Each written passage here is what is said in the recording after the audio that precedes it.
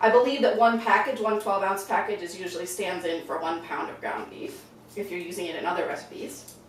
And then we'll add some seasonings, and then we'll add some tomatoes, the cheese, and the lettuce, and cook it all down, and then we can serve it with our chips. So now we're ready to, this is just some extra virgin olive oil, and we're probably going to put about a couple teaspoons of it or so. And this stuff is great because it really, you can use it as a ground beef substitute in just about anything, from like meatloaf to pasta dishes, and people don't really notice the difference too much.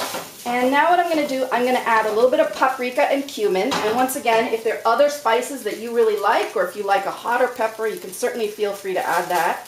I find that with dry spices, it's good to toast them in the oil a little bit. It really brings out the flavors as opposed to sprinkling them on top at the end. So I would say probably this is really to your taste, but maybe a tablespoon each of the paprika and the cumin. And that really is up to your taste. You can certainly put more or less, depending on what you like. And this has been cooking for about 3 or 4 minutes, and you'll notice some parts of this are a little bit browner than others. It's a little bit hard to see, but that's kind of how you know when it's done. So now we're going to add some tomatoes. So I like to just add 1 can, that's 14 ounces of tomatoes. And then what I like to do is, you'll notice there's a lot left in here. So what I do is I rinse out the can. I fill it about halfway just with water and rinse it out and put that into the dish as well. Okay, now that we have the tomatoes in here, I'm going to add the remaining ingredients. And I like to use lettuce in this, but if you like other vegetables, you can certainly substitute whatever it is you like. You also don't have to cook the vegetables if you don't want. You can certainly add shredded lettuce that's fresh at the end or on top of the dish as you serve it, if you prefer that. Okay, so the lettuce has been cooking in here for a couple minutes, and so I'm just lifting it up to see how it's doing, and you'll see it's definitely got less volume of lettuce than we had before. Now another thing I'm noticing as I stir this around is that I think I would like to have some more tomatoes in here, and that's going to depend also on the consistency of your final product. I like to have it a little more watery, but certainly if you don't like as much water, you can leave it with just 1 can of tomatoes. So I'm going to add 1 more can of tomatoes now. And now we can actually add our final ingredient as well, which is the vegan cheese. Now, a note about vegan cheeses. So there are a number of different types of fake cheese products that you can get out there. Some of them are actually not vegan because they contain a milk protein called casein.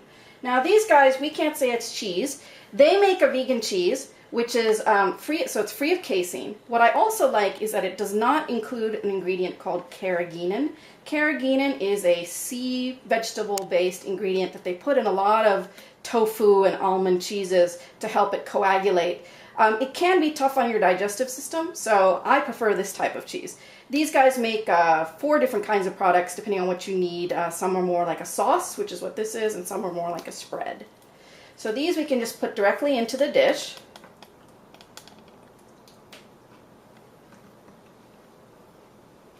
This cheese, by the way, it's not required that it needs to be cooked. It's a product you can eat straight from this dish if you'd like. I like to cook all these ingredients because, like I said, it's simpler, so it's in one dish and it's all ready for me to go. Also, things once they've been cooked tend to keep a little longer in your fridge too, so if you're looking to kind of make this last for a couple of weeks, it's a little safer if you've cooked it all.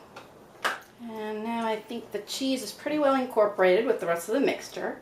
Now, I would say that you would want to let it cook for about 10 to 15 minutes uncovered, and what that'll do are 2 things. One is all the ingredients will start to come together, and the other is that a little bit of the water will evaporate as well.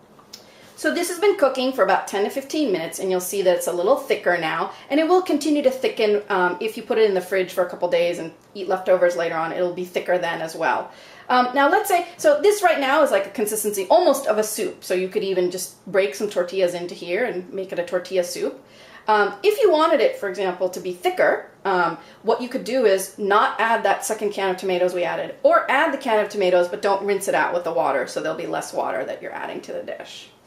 This, as you can see, is a finished dish, and I've served it with some chips. You can also put it on pasta or baked potatoes, or there are a number of ways that you can serve this dish. I chose in this particular case, because it is a little bit watery, to not actually put it over the chips, because that'll make the chips soggy. But you can now dip the chips in there, and it'll be delicious.